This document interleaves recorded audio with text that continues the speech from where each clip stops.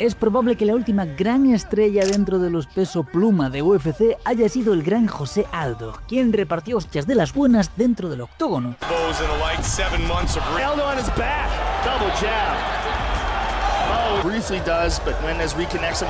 Desde su caída, no habíamos tenido otro referente venido de tierras brasileñas, al menos hasta ahora. Hoy vamos a hablar de un luchador que, armado con un jiu-jitsu de élite y un boxeo pulido en tierras mexicanas, está dejando su huella en el octógono. Y tengo dos razones para hacerlo. Porque me sale de los huevos, de los dos, del izquierdo y del derecho. Dadle la bienvenida al brasileño más mexicano de UFC, Diego López.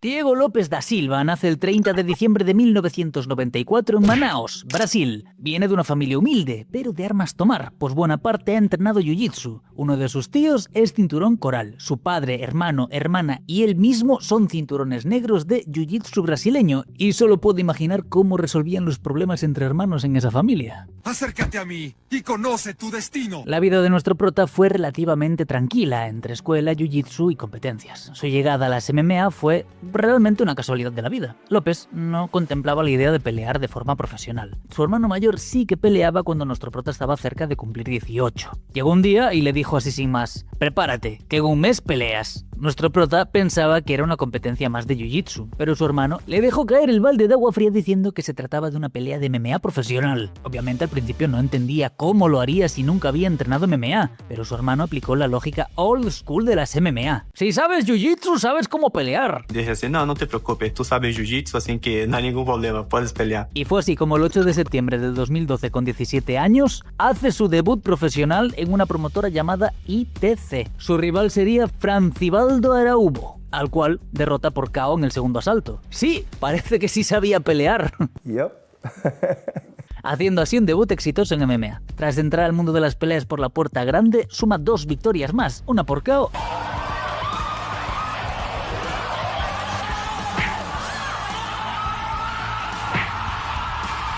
y finalmente una por sumisión.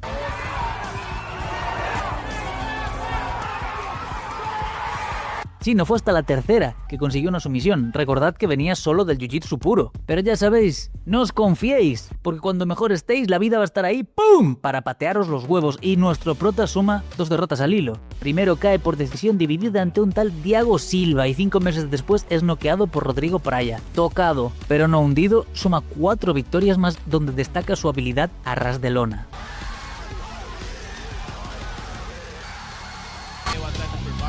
Perna aí.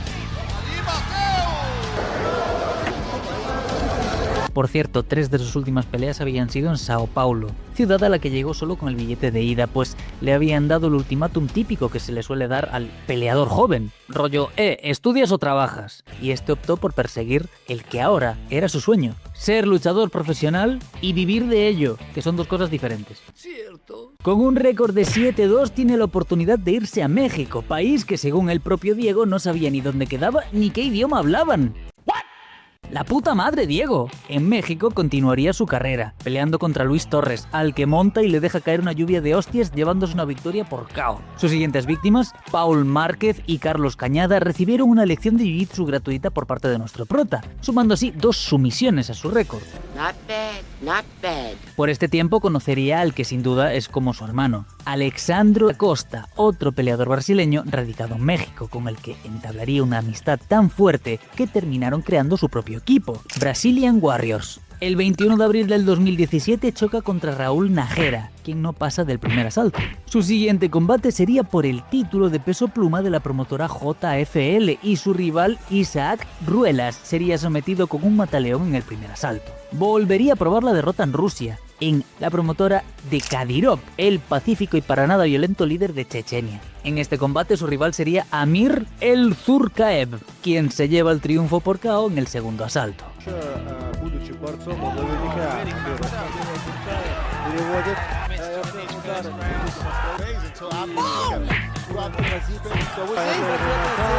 Regresaría a México para pelear por el título peso pluma de la promotora XFL y, haciendo gala de su jiu-jitsu, se llevaría una victoria en el primer asalto contra Antonio Hernández con un armbar. 2 meses después, hace un trabajo rápido contra Rogelio Meneses, rival que lleva más hostias que niño chino que va mal en la escuela, y es derrotado por KO. Tras esto, entra entra en la promotora Lux, una de las promotoras que está sirviendo de cantera para UFC. Debutaría en la promotora frente a Luis Guerrero, a quien machaca, y termina sometiendo con otro armbar.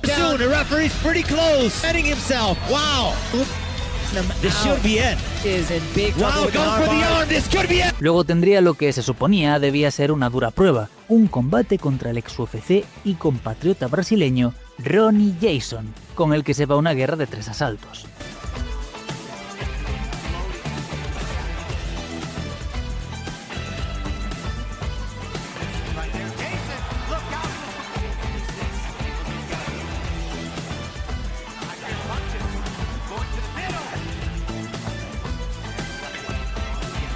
Al finalizar el combate, los jueces le dan la victoria a nuestro prota por decisión unánime, elevando su récord a un 16-3 y dándole la oportunidad de pelear por el título de peso pluma de dicha promotora. Su rival sería Alejandro Solano, con el cual se va una violenta batalla de 5 asaltos.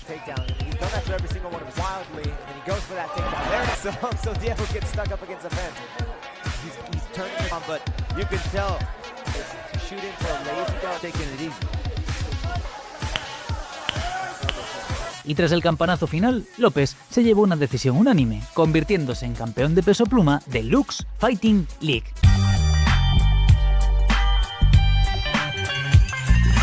Hasta este momento, López no había defendido ninguno de los títulos que había ganado, pero este sí que lo defendería en más de una ocasión. Primero lo hace contra Marco Beltrán, quien se saca turno con el traumatólogo después de caer por sumisión con Níbar. Poco más de un año después haría su segunda defensa contra Masio Guillén, quien opondría resistencia durante 2 asaltos completos.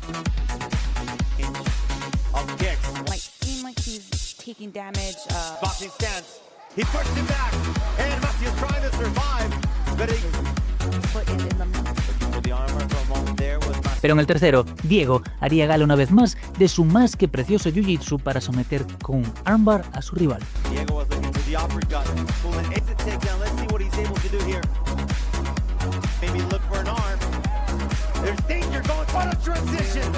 Gracias a su trayectoria y récord, recibe la oportunidad de probarse en el Dana White Contender Series. Ya sabéis, el gran hermano de UFC donde Dana busca talento para la compañía. Nuestro prota estaba a una buena pelea de entrar a UFC y ya había demostrado que tenía con qué. ¿Qué podría mal ir, Sal?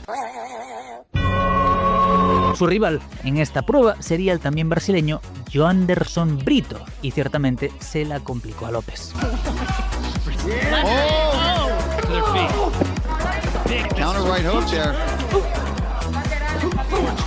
La cosa es que en el tercer asalto, Brito casi que le regala un reemplazo de córnea al meterle un dedo en el ojo. López se veía incapacitado para continuar. ¿Y cómo no? Si casi que le toca el nervio óptico con semejante piquete, hijo de puta. ¡Desgraciado! La cosa es que se fueron a las tarjetas y a pesar de que a Brito le quitaron un punto, se llevó una decisión unánime técnica. Pero las malas noticias no acaban allí, pues casi 2 meses después vuelve a subirse a una jaula para pelear por el título de peso pluma de Fury Fighting Championship. Su rival, Nate Richardson, le daría una dura pelea. Y tras 5 asaltos, Richardson se lleva una decisión dividida, regalándole otra derrota al hilo a nuestro prota. Afortunadamente para López, vuelve a la senda del triunfo al despachar a Kenneth Glenn por KO técnico en el tercer asalto y luego repite la dosis con Ángel Rodríguez en un combate realizado en México. La esperanza de llegar a UFC todavía estaba en el horizonte, pero ciertamente parecía que tendría que recorrer un tramo más largo del esperado. Su amigo Alessandro había logrado entrar a UFC, él no. Y por más que te alegre el éxito de tus amigos, ciertamente verte un par de pasos por detrás puede hacer que te cuestiones qué estás haciendo mal o si tú realmente sirves para eso. Pero la vida tenía todavía sorpresas para López. Uno de los luchadores más entretenidos de ver, el huelecalzones supremo Movsar Evloev, iba a pelear con el psycho de la categoría,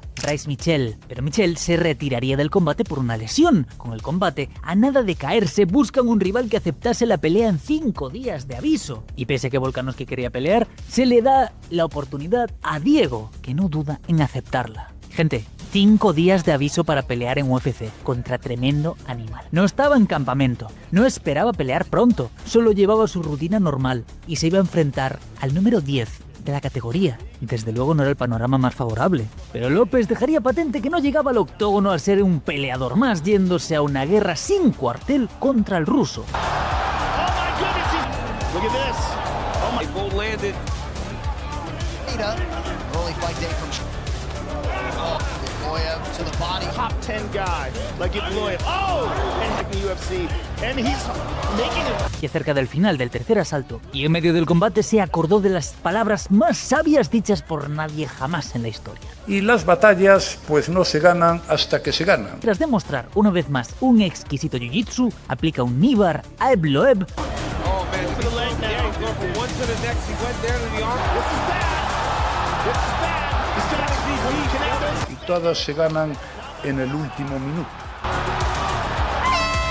Y gente, sinceramente yo creo que con un minuto más en el reloj lo hubiese sometido. Desafortunadamente, el ruso se llevaría una decisión unánime. Todas no, pero muchas sí. Pero el público, que vio la pelea tanto en vivo como en televisión, nos llevamos una grata sorpresa: el nacimiento de una estrella. Recordemos que esto lo hacía con 5 días de antelación. Diego salió de allí con el público apoyándolo y deseando ver más de él en el octógono. Y no solo eso, sino que se llevó además el bono de pelea de la noche. Es decir, unos 50.000 pavos, que no viene nada mal, además de el dinero que ya se llevaba por el combate. Es decir, es un dinero que a mucha gente le cambiaría la vida. 3 meses después volvería a la jaula para dar otra muestra de lo que es un buen jiu-jitsu, pero adaptado a las MMA, y somete al canadiense Gavin Tucker con una hermosa palanca de brazo. El día de la prueba final. Así que no va a tener muchas consecuencias. Es algo que... Mira, cinturones negros y cinturones negros. Brazo y triángulo simultáneo y esto se va a terminar. Hay buena presión. Así es como se usa el jiu-jitsu en MMA hoy en día, Kron Gracie. Pelotudo. Por cierto, la sumisión le valdría otro bono de actuación de la noche. Volvió a la acción en el UFC 295 frente a Pat Sabatini, quien no recibió una clase de jiu-jitsu, pero sí de boxeo y de ground and pound. Crypto.com, the world's leading cryptocurrency, 80 million users worldwide. Good job by Luka. Su desempeño le valió otro bono de actuación de la noche y hacía que se incrementase su hype. Uno de los fuertes de López es que, aparte de poder someterte como y cuando le dé la gana, también puede regalarte alguna tomografía con la fuerza de sus golpes, pues si bien no patea mucho, tiene un par de yunques por puños. Y eso lo descubriría su siguiente rival, el nigeriano Sodiq Yusuf, quien sería demolido en menos de 2 minutos por nuestro prota. Sadiq checked that one though. And landed. Oh my goodness! This fight, we'll see if Yusuf has By Lopez. Trying to sneak out the back. Y aunque esta pelea no dejó ningún bono, sí que dejó esta patriarcal fotografía. Tras vencer a Yusuf, se suponía que debía enfrentar a Brian Ortega, pero este se saldría del combate a 24 horas del mismo por problemas con el corte de peso, y entraría Dan Ige para salvar el combate, y ambos nos dieron una buena pelea. This kid wouldn't fight anymore. 14 significant strikes to Ige's 3. 5 and then has to weigh in today. Goes up with a jab. Trying to see if he can survive. Después de 15 minutos de acción, López se llevó una decisión unánime. Casi 3 meses después, en el UFC 306, chocaría finalmente contra Ortega. Y más que una pelea, fue una puta paliza, pues Ortega llevó más golpes que saco de boxeo.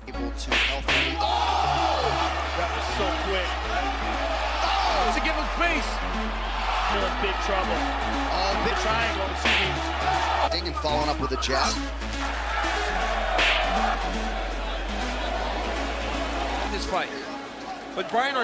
Después de 3 dolorosos asaltos, López se llevó el triunfo por decisión unánime. Nuestro brasiliano estaba ahora en el top 5 de la categoría y se especulaba cuál sería su próximo combate. Quizá una pelea contra Volkanovski por el título interino o segundo enfrentamiento contra Evloev, pero un plot twist digno de Shyamalan. Ilia Topuria, campeón de la categoría, deja vacante el título, empujando al megacalvo a buscar un nuevo campeón entre Alexander Volkanovski, de quien hay vídeo en el canal, y nuestro prota. Volka venía de perder 2 veces contra Islam Makhachev tratando de alcanzar el cinturón de peso ligero y había perdido su cetro de peso pluma ante Topuria, y esta oportunidad significaba volver a la cima. Y todo marchaba tranquilamente hasta que en una de las ruedas de prensa previas al combate pasó esto. It's not like I have a problem with, it's just like I don't agree with.